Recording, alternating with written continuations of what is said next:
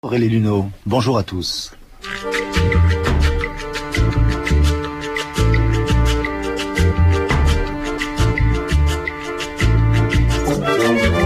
Les chemins de la connaissance, cette semaine, les mondes de Bouddha, aujourd'hui au Pays des Neiges avec Jean-Paul Ribes, vice-président de l'Université bouddhique européenne.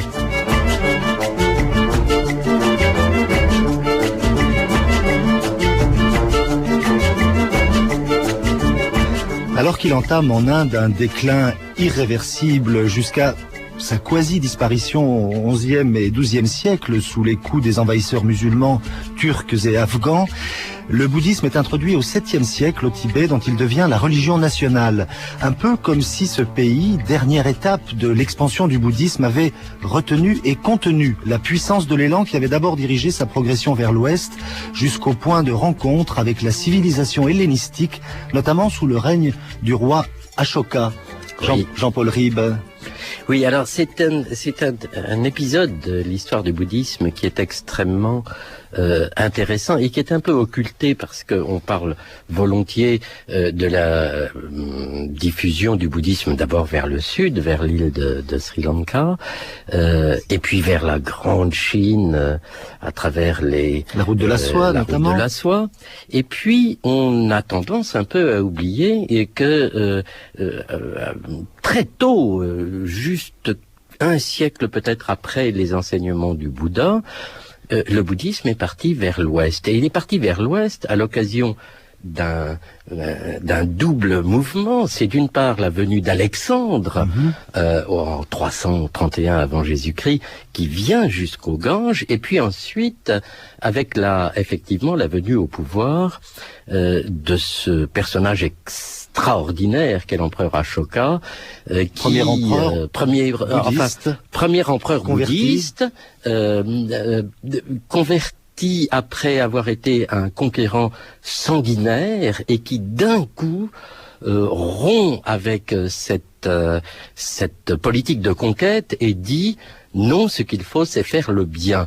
Alors au début on ne sait pas exactement s'il est bouddhiste, et puis il exprime ensuite son intérêt pour le bouddhisme. Mais ce qui est intéressant, c'est que soit par le retour d'Alexandre vers la Macédoine, soit par l'envoi de missionnaires par Ashoka, un peu plus tard, et donc notamment un peu plus comme tard, nous le rappelle d'ailleurs un auditeur érudit à point nommé, érudit et attentif, donc il évoque donc ces missions, ces ambassades envoyées donc vers le roi Ptolémée notamment, Ptolémée d'Égypte et Antiochos. Absolument. Et alors on peut penser que le bouddhisme est arrivé jusqu'aux rives de la Méditerranée en traversant cet espace un petit peu aride qu'est la Bactriane, l'actuel Afghanistan, et qu'il y a laissé des traces. Et c'est dans cette Bactriane qu'on va retrouver un bouddhisme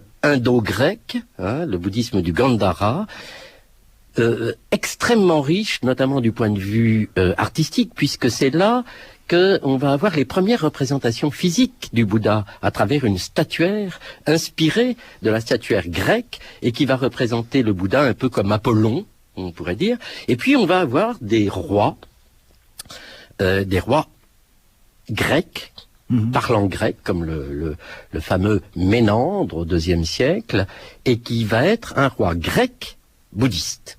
Et on en a la trace alors écrite à travers les questions que le roi Ménandre pose à un moine bouddhiste, Nagasena, et ça s'appelle les questions de Ménandre, le Milindapana, et qui est un traité de dialectique tout à fait formidable, parce que il réunit, on peut dire, la maïeutique socratique d'un côté et la pensée bouddhique de l'autre, et avec des paraboles, donc ça a été quelque chose de très riche et qui a laissé des traces, et que par la suite le désert et les hommes effaceront finalement pour arriver aux explosifs des talibans sur les 2 Bouddhas géants de Bamiyan. Mais même ça ne réussit pas tout à fait à faire disparaître. Et aujourd'hui, on voit en Afghanistan la revendication du passé bouddhiste et notamment des recherches archéologiques qui se développent sur ce fameux Bouddha couché d'une centaine de mètres de long qui se trouverait dans la région des deux Bouddhas de Bamiyan. Donc et puis des fameuses stupas qu'on construisait, puisque le roi Ménandre, on lui avait construit ce qu'on appelait des mnéméas, c'est-à-dire des bâtiments souvenirs, c'est-à-dire exactement les stupas. Voilà. Alors aujourd'hui, les recherches archéologiques, Jean-Paul Ribes, attestent donc la progression vers l'ouest de ce courant spirituel.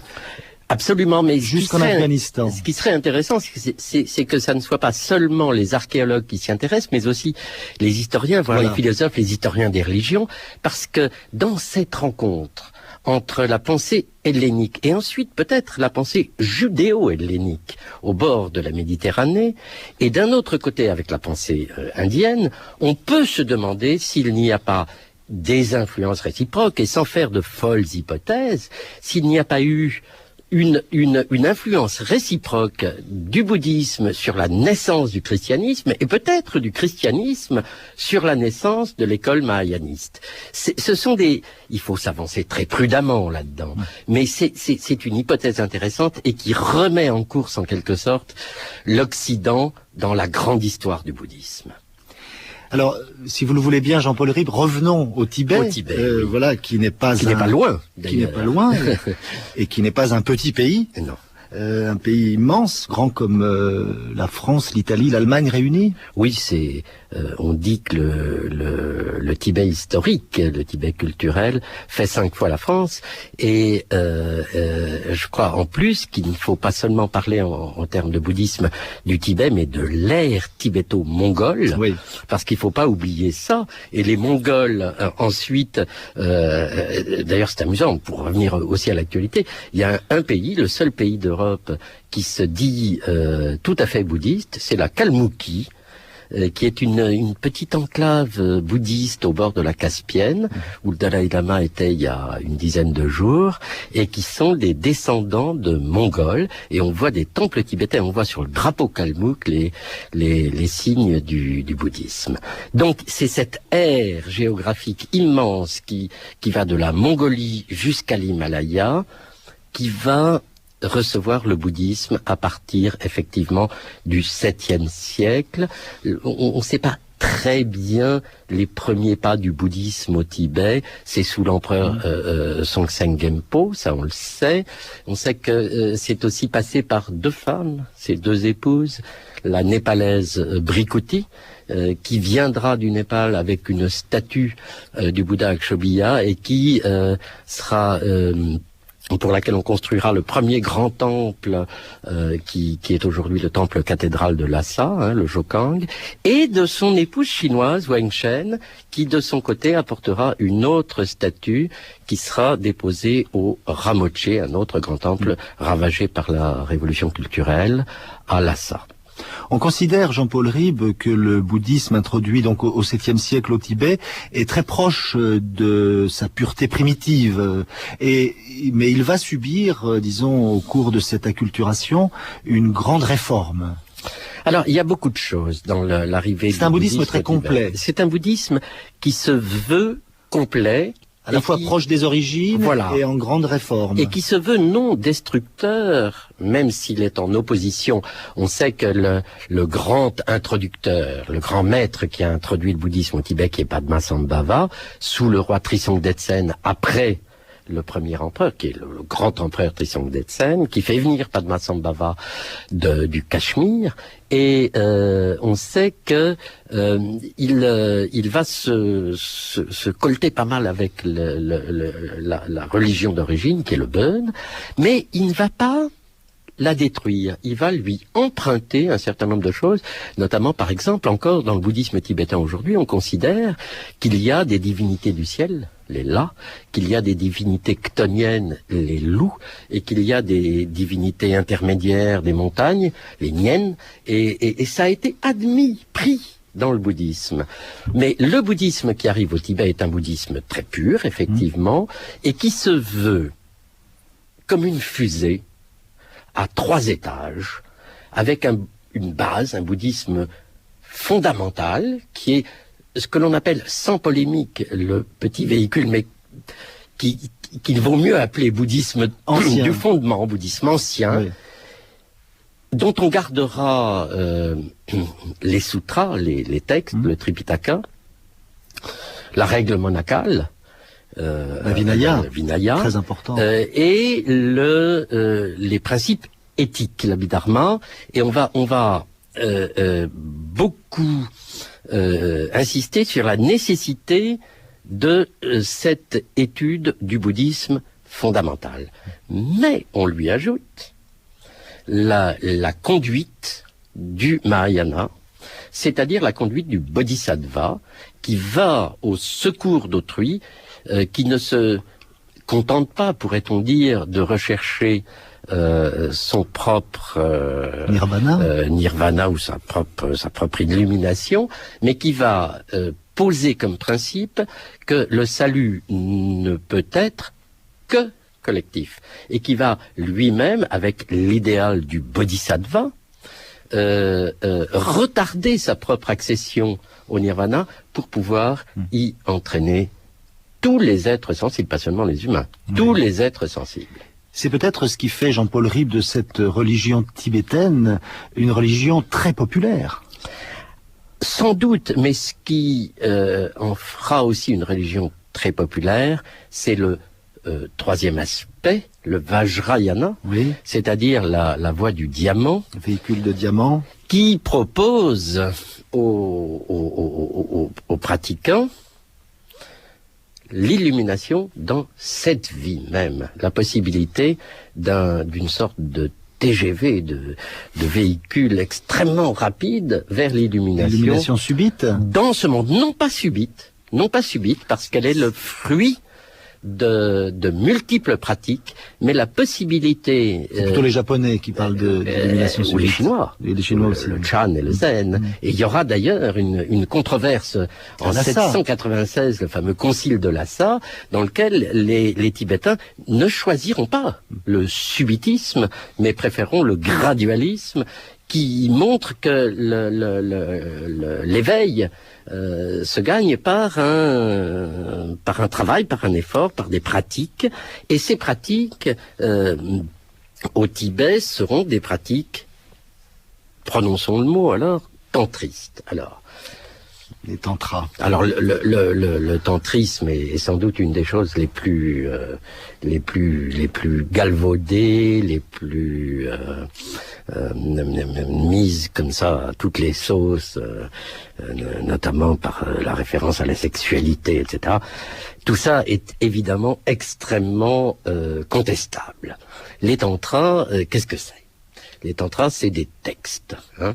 Et le mot même, tantra, est un mot très intéressant, traduit en tibétain par gyud. Il signifie fil. Ce qui est intéressant parce que texte signifie aussi croisement de fils. Et le tantra, c'est le fil, c'est le continuum, c'est ce qu'il reste de la vision du monde une fois qu'on a débarrassé, qu'on s'est débarrassé de l'illusion, du caractère illusoire des phénomènes. Ça implique une discipline très forte. Le tantra repose sur 10 bases, 10 sujets. Je ne vais pas tous vous les énumérer, mais il y en a notamment 2 qui sont extrêmement importantes pour comprendre la société tibétaine telle qu'elle se formera. C'est le rôle de l'abhisheka, de la transmission, hein.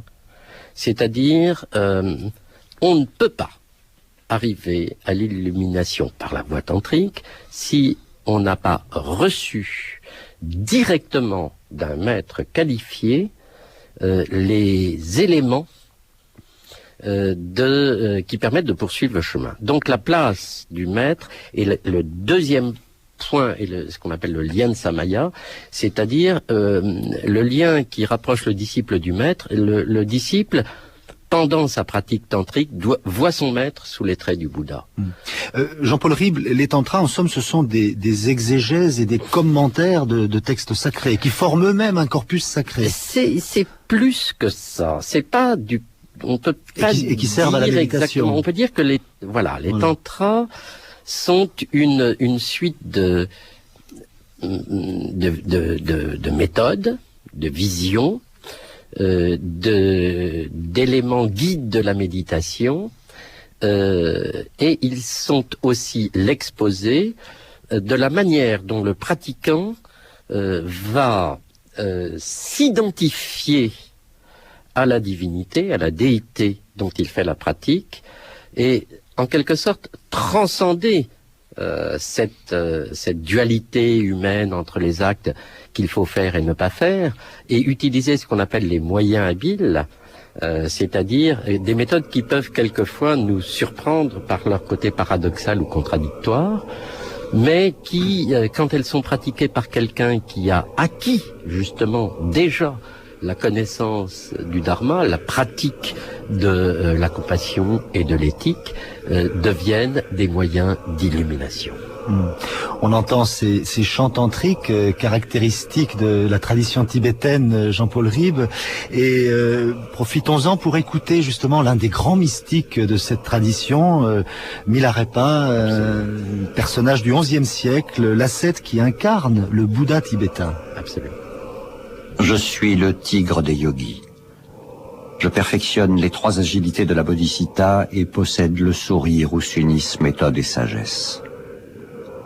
J'ai résidé dans les forêts profondes de l'illumination pour l'apparition, j'espère, de bons fruits pour autrui. Je suis le vautour des yogis. Je déploie les vastes ailes qui développent les étapes de création et possède les souples rémiges qui stabilisent les degrés d'accomplissement. Je plane dans le ciel de la vraie réalité de l'union et je dors dans la grotte de la vérité suprême avec l'espoir que s'accomplisse le but fructueux de chacun. Je suis Milarepa, le meilleur des yogis. Je suis celui qui pourchasse le visage des apparences, celui qui accueille tous les souhaits. Je suis un yogi sans opinion, celui qui ne s'empresse jamais quoi qu'il advienne. Je suis le renonçant sans vivre, le mendiant sans possession, le vagabond nu. Je suis celui qui a vaincu toutes les pratiques. Je demeure ici mais n'y réside pas. Je suis un fou heureux de la mort. Je ne possède rien. Je n'ai besoin de rien. Voilà, dans la traduction de Marie-Josée Lamotte, l'un des 100 000 chants de Milarepa. Et donc le chant que nous entendions avec ce poème est un tantra dit de l'assemblée secrète au monastère de Guito. Guto. Remarquable Milarepa. Tout est dit. Je veux dire, on pourrait compléter je vais vous dire un très court texte qui dit exactement ce chemin tantrique et qui est également de Milarepa, qui dit ceci, qui montre l'épanouissement, l'aboutissement. Volant dans le vaste ciel, libéré de l'emprise des pensées, j'ai vu sans yeux le monde visible, entendu sans oreille le son de la vacuité, senti sans nez le parfum de l'état naturel, goûté sans langue la douceur de la réalité, atteint sans corps le corps d'arc-en-ciel, et j'étais absorbé sans esprit dans l'état de Mahamudra. Si vous voulez, cette espèce de paradoxe de comment peut-on atteindre la vacuité, c'est l'enseignement de Milarepa. Mais cet enseignement de Milarepa, il s'est pas fait sans difficulté. Si on se souvient le chemin qu'a dû prendre Milarepa de Topaga, le malheureux, au bord de la folie, malmené par son maître Marpa, et pour arriver finalement à ce chant triomphal que nous avons entendu, je suis Milarepa, le meilleur des yogis. C'est dire que le chemin des tantras est un chemin difficile. Et que on n'est pas non plus obligé de l'emprunter. Je veux dire, le comportement éthique, la bonté, la compassion, tout ça, ça fait partie aussi du chemin que les Tibétains pratiquent vers la libération. Alors le bouddhisme, vous l'avez rapidement esquissé, Jean-Paul Ribes. Le bouddhisme tibétain a donc une identité, une particularité très forte. C'est en même temps un bouddhisme très complet, vous l'avez montré. Alors il y a un certain nombre d'a priori ou d'idées toutes faites qui circulent à propos de ce bouddhisme, notamment l'importance, qui est réelle néanmoins, l'importance de la théorie de la transmigration. Oui, alors... Puisque le Dalai Lama est le chef spirituel donc de la communauté et lui-même une réincarnation continuelle. Mais ça va avec ce bouddhisme tantrique, si vous voulez. C'est l'idée qu'il existe des états intermédiaires que nous traversons. Tous les êtres traversent des états intermédiaires et la vie est un de ces états, c'est-à-dire que elle se termine par la mort, mais à la mort il y a un continuum, il y a une continuité, et après le passage dans cette étape intermédiaire qu'est le bardo, nous revenons sous la forme que nos actes nous permet d'acquérir dans les différentes catégories de vie. Et il est admis que un maître accompli, quelqu'un qui est arrivé à cet accomplissement, choisit de revenir, et ça s'est formé autour du Xe siècle, et ça s'est formalisé dans l'école Karma Kagyu, avec les premiers Karmapas, le personnage de Tulku, qui est le corps-esprit, c'est-à-dire que l'esprit choisit un corps et revient pour le bien des êtres. Un maître accompli ne quitte pas le monde parce que, retour à l'école mayaniste, il ne va pas s'en aller sans tout faire pour libérer la totalité des êtres. Et c'est le personnage du Dalai Lama qui est héritier en quelque sorte du chemin de ses prédécesseurs. Alors sur ce thème de la transmigration, voici un extrait des conférences de Jorge Luis Borges, consacrée, donc celle qui est consacrée au bouddhisme. Borges qui, en quelque sorte, renoue le fil entre bouddhisme et philosophie grecque que nous avions évoqué au début de cette émission.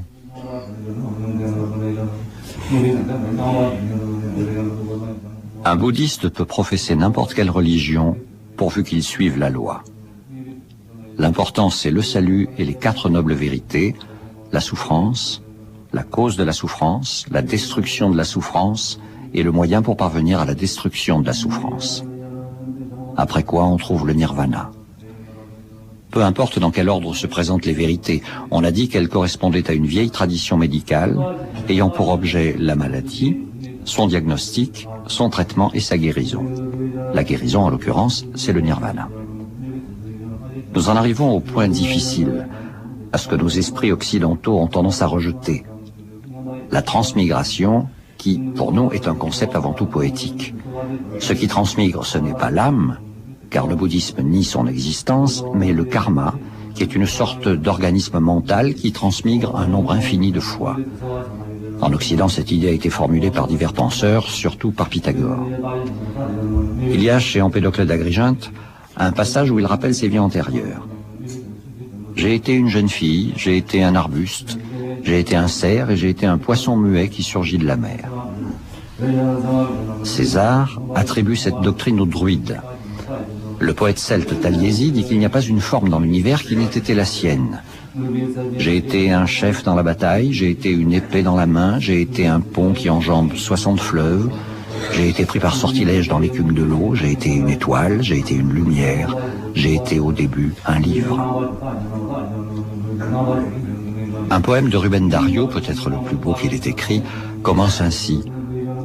J'ai été un soldat qui dormit dans le lit de Cléopâtre, la reine.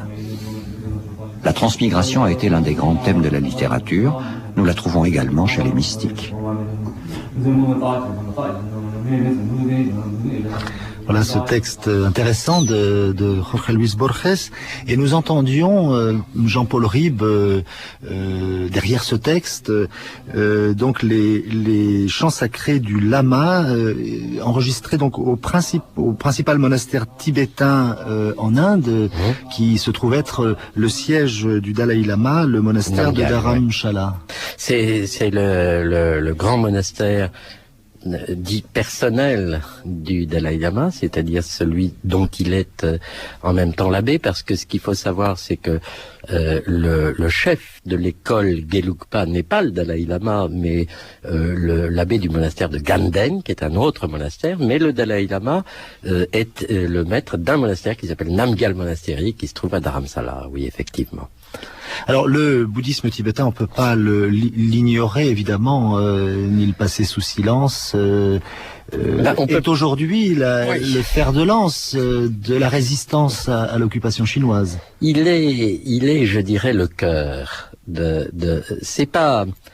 Le bouddhisme n'est pas une forme de politique. Le Bouddha n'était pas un penseur politique, il n'a pas écrit la République comme Platon. C'est les hommes qui, à un moment s'emparant de cette doctrine, vont essayer de la mettre en pratique à travers des pays, des structures, des formes, des comportements. Et l'importance du bouddhisme au Tibet a eu des effets extrêmement positifs, mais aussi peut-être des effets un petit peu qui l'ont coupé du développement du monde. Il est vrai que pendant longtemps, les ordres monastiques étaient au pouvoir, pratiquement dès le XIe siècle. Absolument, ça a été la place des grands monastères dans la politique. Ça serait trop long d'en parler du Tibet, mais cela dit, elle a imprégné toute une population d'un certain nombre de règles et de valeurs.